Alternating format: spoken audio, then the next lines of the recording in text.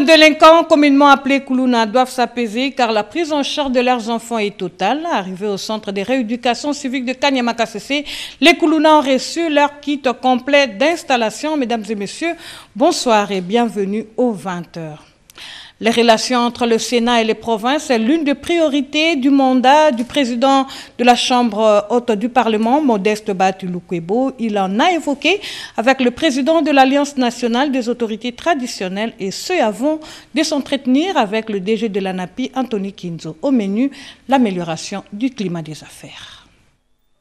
Le président du Sénat, Modeste Bahati, a reçu en audience la délégation de l'Agence nationale pour la promotion des investissements, ANAPI, conduite par son directeur général, Anthony Kinzo.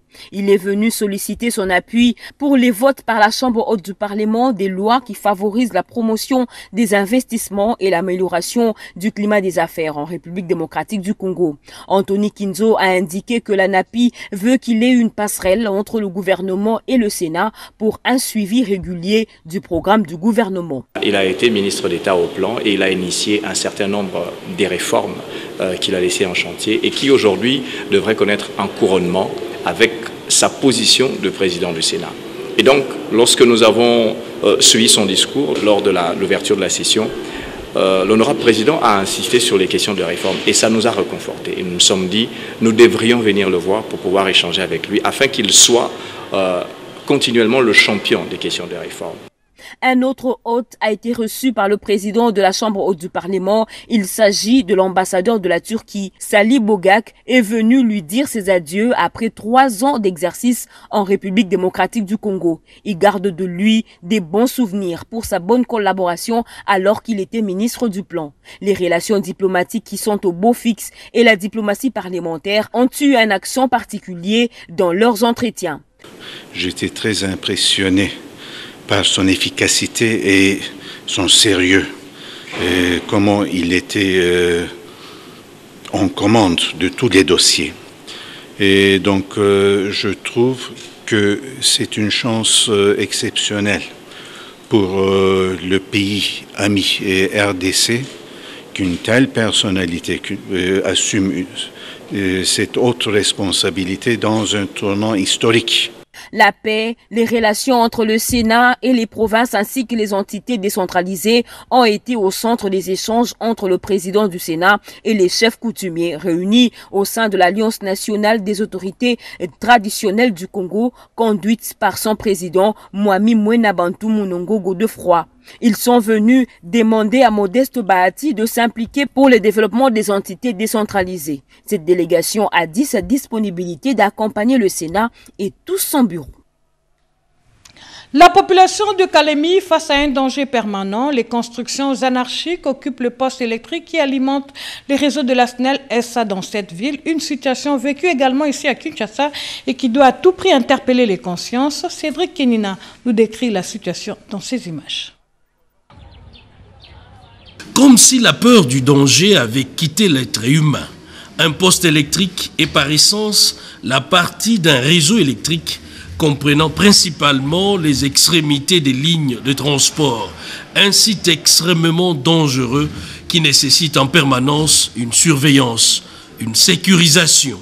À Kalemi, dans les Tanganyika, ce sont des constructions qui poussent à proximité, voire sur les sites même, à quelques mètres du poste électrique haute tension de Lukunga. Plus grave encore, le couloir des lignes haute tension 132 kV reliant la centrale de Bendera à la ville de Kalemi et les 55 kV reliant les postes de Lukunga à la cité de Kibimba, envahis par des constructions anarchiques. En cas de travaux de la SNEL SA, la voie est obstruée par ces constructions anarchiques. Le chef du centre de distribution de Kalemi s'en remet aux autorités. En principe, les constructions ne devraient pas être en dessous des lignes d'abord. Mais comme vous le constatez, et derrière et à côté de nous, les maisons sont construites en dessous des lignes, à côté des lignes et entre les lignes. Normalement, les maisons devraient être au-delà de 25 mètres entre les lignes. C'est ce qui présente un danger très permanent vis-à-vis d'abord des résidents de cette maison. C'est vrai, construire n'est pas mauvais. Être chez soi est une très bonne chose. Mais votre chez soi est là, on peut être sécurité et insécurité en même temps. Donc quand la population, elle se presse, elle presse l'autorité pour vouloir occuper n'importe quel terrain, elle doit prendre conscience qu'elle s'expose également à un grave danger. Même constat au village Kichangamole, à 6 km du centre de Kalemi. Maisons et écoles construites sur la ligne 55 kV. Il faut donc agir pour éviter les drames. Puisque nous parlons de la SNEL, parcourons rapidement ce communiqué de la SNEL, département de distribution de Kinshasa, qui informe son aimable clientèle que des perturbations dans la fourniture de l'énergie électrique seront observées dans certains quartiers de la ville de Kinshasa suite aux différents travaux qui se dérouleront aux différents sites de production. Il s'agit de la réhabilitation et modernisation des arrivées groupe G11, G13 et G15 au poste de dispersion d'Inga, entretien du groupe G16, G11 de la centrale de Zongo 1, la levée de réserve sur le groupe G28 de la centrale Inga 2. Ces travaux contractuels auront lieu chaque jour entre 8h et 18h dans la période allant du lundi 5 au lundi 12 avril 2021. Toutefois, la situation sera normalisée par chaque cas aussitôt que les travaux auront pris fin. Pour toute information utile, nos centres de vente et services sont à la disposition de la clientèle ainsi que le call center. La SNEL présente ainsi ses excuses pour ces désagréments. Je le disais tantôt à l'ouverture de ce journal que les délinquants communément appelés Kuluna, dépêchés à partir de Kinshasa pour le centre de rééducation civique de Kanyama-Kasese, sont bien arrivés et bien installés. Leurs parents inquiets sur les conditions d'hébergement de leurs enfants doivent à présent s'apaiser car la prise en charge est totale, comme nous le témoigne ce reportage de Oscar Mbalkaïch. Ils ont été bien accueillis à leur arrivée au Kasaï oriental par l'aéroport de Bipemba. Destination finale, les centres pilotes de Kanyama-Kasese. C'est un convoi de plusieurs camions d'hypneux qui transportent ces délinquants connus sous le nom des Kuluna. Ils ont bravé 250 km de route en terre bâtie pour atteindre le village Mamboa dans la province du Olomami en passant par Mweneditu et Luputa au Kasaï oriental. Ces jeunes délinquants ne sont pas venus en tourisme. Au contraire, ils sont venus apprendre un métier dans la discipline, celui des menuisiers ou encore des meuniers. D'autres seront formés dans l'agriculture. Généralité sur l'agriculture. Puisque le centre de Kanyama est à vocation agro-pastorale.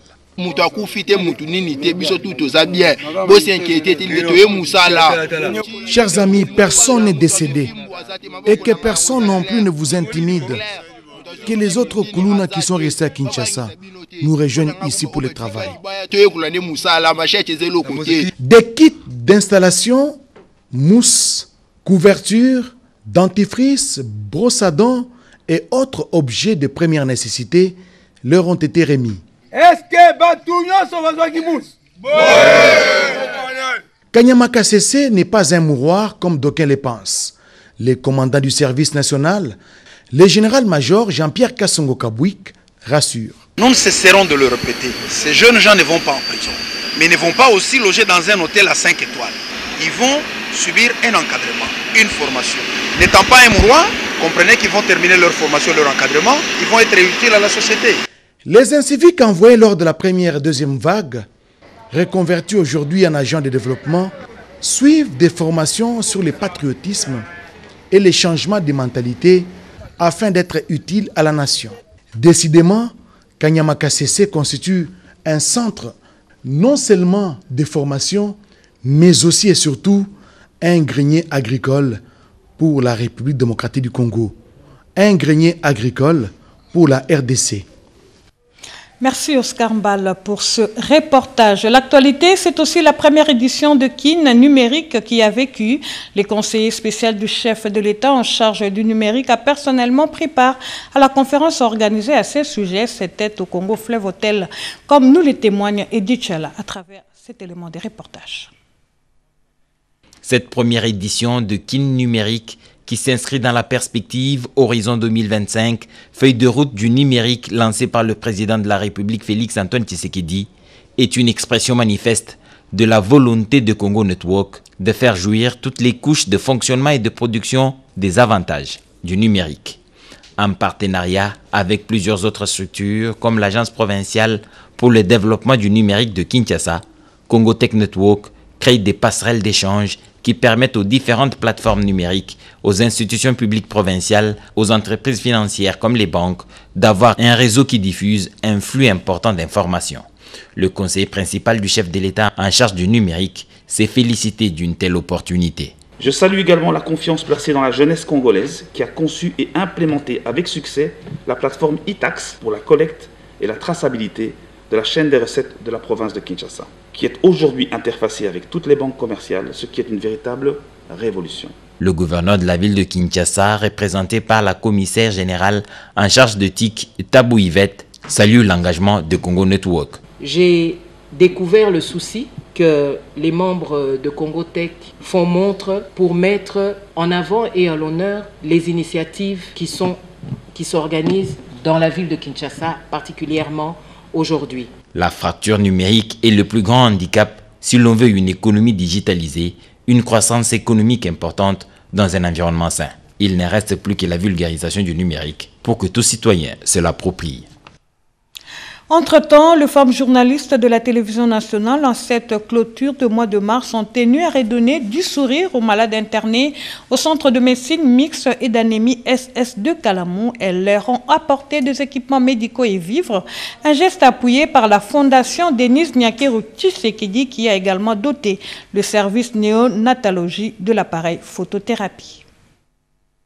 Il faut s'armer de courage et surtout de beaucoup d'amour pour venir en aide aux drépanocytaires pris en charge dans ces centres de médecine mixte et d'anémie SS. Nous sommes dans la commune de Kalamou.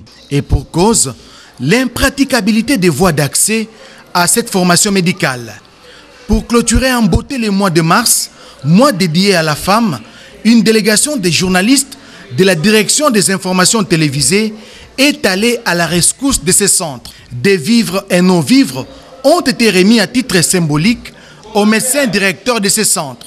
Au nom du comité de gestion de l'IRSS, au nom de tous les travailleurs et des non-malades en particulier, les drépanocytaires, a adressé un vif remerciement à la RTNC, à ses dirigeants, pour le geste que les moments de la RTNC ont posé à l'endroit de ces masses.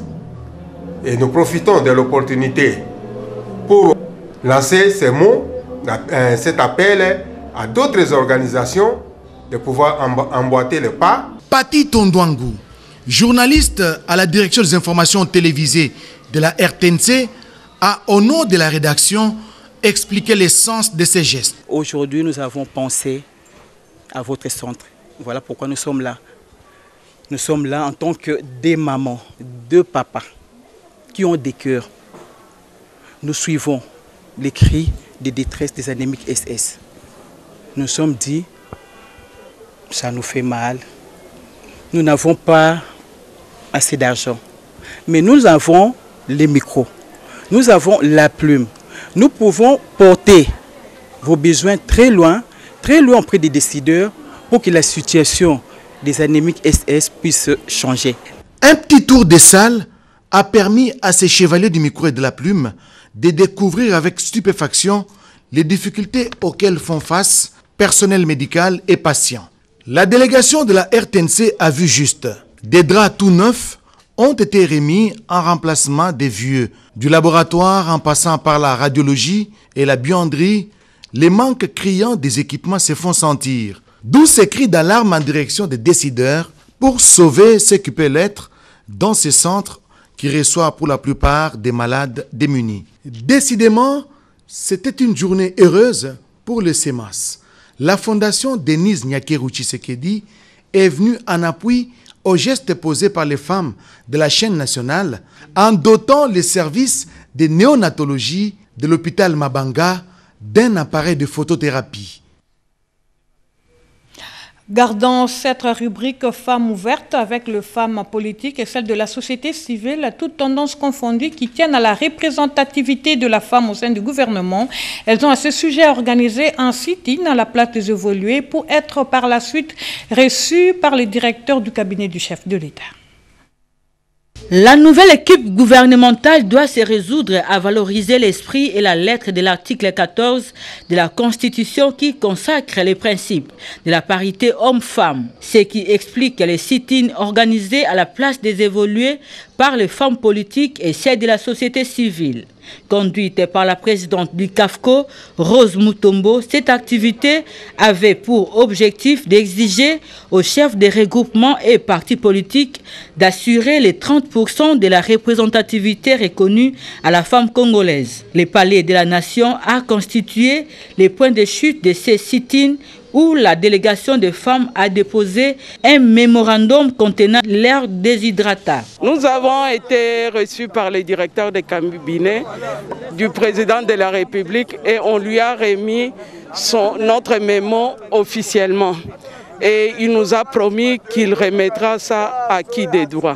Nous sommes venus ici aujourd'hui réclamer aussi nos droits en tant qu'une femme. Parce que à chaque fois dans le gouvernement, nous voyons que des hommes. Même nous les femmes, nous sommes capables aussi de gérer notre pays. Et que le chef de l'État puisse aussi voir aussi que les femmes sont à mesure aussi de faire quelque chose dans ce pays. Pour la présidente du CAFCO, cette manifestation vise à soutenir la position du président de la République, Félix Antoine Tshisekedi Tshilombo, et le Premier ministre Sama Lukonde, qui tiennent à la représentativité significative des femmes dans les gouvernements. Et dans la même optique, les femmes de la commune urbano-rurale de Maluku ont clôturé le mois dédié au combat de la femme sur une note de satisfaction. Elles se sont réunies autour du questeur de l'Assemblée provinciale de Kinshasa, Papi Mpiana, pour célébrer ce moment. L'ambiance était festive, les propos, eux, étaient à la mesure de l'événement. Le mois de mars qui s'achève a permis aux femmes de la commune urbano-rurale de Maluku de revenir sur les activités entreprises par ces femmes sous l'impulsion du questeur de l'Assemblée provinciale, Papi Mpiana, ancien bourgmestre de cette municipalité. L'espace Nzamou n'a pas pu contenir tout le monde. Maluku, teinté aux couleurs de la femme, c'est un pas important de l'économie domestique qui se dresse et prend de l'élan. Dans son adresse, le questeur de l'Assemblée provinciale a tenu à remercier le chef de l'État, Félix Antoine Tshisekedi, pour sa vision qui va dans le sens de promouvoir la jeune féminine en lui accordant une place de choix dans la nouvelle gouvernance. Et ce mois de mars a permis à Papi Mpiana d'entrer en contact avec un nombre important de femmes de cette entité administrative, se mettre à leur écoute, proposer des solutions à court et moyen terme. Menkao, Bita, Plateau de Bateke et autres, la femme a été placée sur un piédestal. La journée s'est clôturée par une animation chrétienne du chantre José Nzita. Fini la grève du personnel du ministère du Budget et des Finances. C'est le résultat des discussions engagées par les conseillers principaux du chef de l'État en charge des questions financières, également inspecteur général de finances, Jules Alinguete, avec les représentants des grévistes. La RDC, au même titre que les autres nations, font face à des contraintes suite à la crise sanitaire. Il serait donc impérieux d'adopter une attitude responsable dans la gestion des ressources financières en évitant d'accéder aux augmentations répétitives des primes. Cette importante réunion, présidée par les conseillers principaux du chef de l'État en charge des questions financières et qui a réuni l'inspecteur général des finances, les secrétaires généraux des ministères des Finances et du Budget, ainsi que des organisations syndicale de ces deux ministères a permis d'examiner en profondeur les revendications à la base de la grève. Les zones d'ombre dissipées, l'inspecteur général des finances, Jules Alinguete, annonce la mise en place d'un cadre de dialogue permanent pour des solutions urgentes. Nous avons mis un cadre de dialogue permanent, il n'y aura plus de mécontentement, tout ça. Le message à la base est que vous soyez calme, le compromis est là et nous avons harmonisé nos points de vue. Donc le travail va... Vous reprenez le travail. Les violons se sont accordés, la grève levée. Les partis repartent avec un sentiment du devoir accompli. Parlons également de la visite de supervision de l'opération de paiement de la taxe et impôt sur la vignette de circulation de véhicules. Le DG de la Direction générale de recettes de Kinshasa, Félicien Koulouta, a fait la ronde de quelques banques de la capitale. C'est pour encourager les prestataires et les contribuables. visite du directeur général de la DGRK, Félicien Koulouta, des constats et d'appréciation de l'opération de la vente des vignettes a débuté par les agences Sophie Bank et Equity Bank BCDC, toutes deux situées à la 7e rue de la commune de Limete, où il s'est assuré de l'effectivité du paiement de la vignette exercice 2020. Par la suite, le cortège s'est ébranlé dans la commune de la Gombe à la Sophie Bank Bralima. Ici, l'évolution de la perception de cette taxe est appréciable et les services se déroulent en toute quiétude. C'est pour la énième fois que le directeur général de la DGRK, Félicien Koulouta, effectue cette descente de terrain avec toute son équipe ce 31 mars 2021 pour la poursuite de son itinérance dans quelques banques partenaires en vue de s'imprégner du paiement de la vignette par les assujettis et aussi apporter le correctif là où il en faut. Question de garantir la maximisation accrue des recettes en faveur de la ville-province Kinshasa. Le point de chute de cette ronde était l'autre agence de Sophie Bank située non loin de la maternité de Kintambo. Comme on peut bien s'en rendre compte, si le démarrage a connu quelques couacs, ces banques partenaires ont amélioré leur façon de travailler à la grande satisfaction des contribuables. La Direction générale des recettes de Kinshasa demande par ailleurs aux assujettis à l'impôt sur les véhicules et la taxe spéciale de la circulation vignette de s'acquitter à temps pour éviter les bouclages qui interviendra. Le lundi 5 avril 2021, comme le 31 mars demeure la date butoir pour le paiement des impôts, Félicien Koulouta en a profité pour encourager les contribuables à payer leurs impôts pour le développement de la ville de Kinshasa. Fachi City, il s'agit là d'un projet de construction de camps militaires en RDC. La maquette du projet a été présentée aux différents chefs d'entreprise du pays et la cérémonie a eu lieu au ministère du Portefeuille. C'était en présence du directeur du cabinet du ministre. Dans un avenir proche, la plupart des camps militaires de la République démocratique du Congo seront requinqués grâce au projet Fachi City, un projet novateur qui vise la construction de camps militaires à travers le pays. Ces projets intégrateurs conçus par Business Innovation Technology. La présentation du jour a connu la participation de plusieurs chefs d'entreprise de la République démocratique du Congo. Paul Makela, DG de Business Innovation Technology, s'est attardé sur les avantages de ces projets. Il s'agit d'un projet commercial privé approuvé par le chef de l'État, Félix-Antoine Tshisekedi Tshilombo. L'exécution de ces projets est estimée à 7,3 milliards de dollars américains, dont 2,5 milliards pour la première phase. Il faut noter que le consortium qui va piloter ces projets sera 100% congolais. Le directeur du cabinet du ministre du Portefeuille, Baker Kabasele Bakenza, a invité pour sa part les entreprises de l'État de s'appuyer sur le projet Fachi City. Parlons à présent politique avec la fédération de l'UDPS Kasaï 2 face aux enjeux électoraux de 2023. En tout cas, c'est ça le thème débattu au cours de l'atelier de formation du bureau fédéral de la commission électorale permanente et sectionnaire de la fédération du Kasaï 2, formation organisée par les membres du caucus de la dite fédération vivant ici à Kinshasa. Port d'Ilebo, porte d'entrée et de sortie de ces grands territoires, c'est par ce port que la délégation de caucus de l'UDPS Fédération du Kasaï 2 vivant à Kinshasa est arrivée à Ilebo. Une mission de redynamisation et de sensibilisation autorisée par le secrétaire général de l'UDPS, Augustin Kabouya. Le président Fortinand Ndambo Mafos, avec toute sa délégation, ont bravé les intempéries et mauvais état de la route avec un seul souci, faire rayonner le parti d'Étienne Tshisekedi dans ces territoires. La nouvelle de leur arrivée a fait des émules entraînant une marée humaine, combattantes et combattants venus ovationner les envoyés du secrétaire général de l'UDPS, Augustin Kabouya Tshilombo.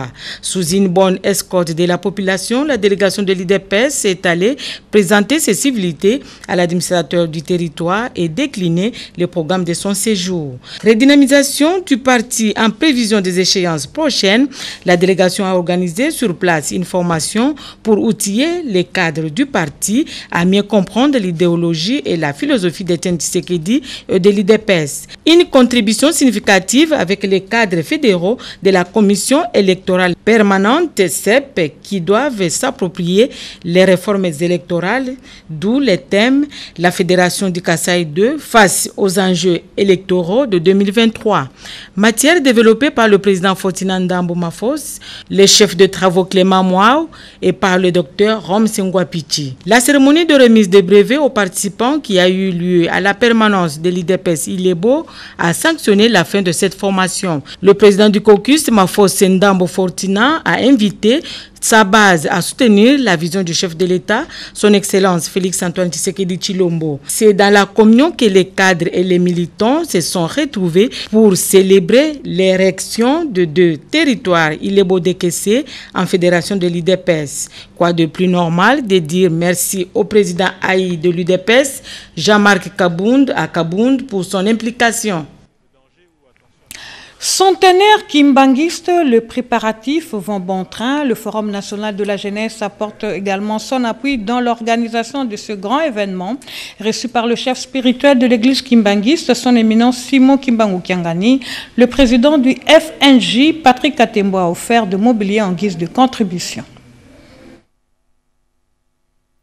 En moins d'une semaine de la célébration du centenaire de l'église kimbanguiste, plusieurs personnalités se manifestent pour apporter leur soutien en vue de la réussite de cette grande fête qui touche toute la République. C'est le cas de l'honorable Patrick Katengo Mafo, président national du Forum national de la jeunesse, qui a été reçu personnellement par son éminence Simon Kimbangu Kiangani. Le président du FNJ est venu successivement le lundi 29 et mardi 30 mars 2021.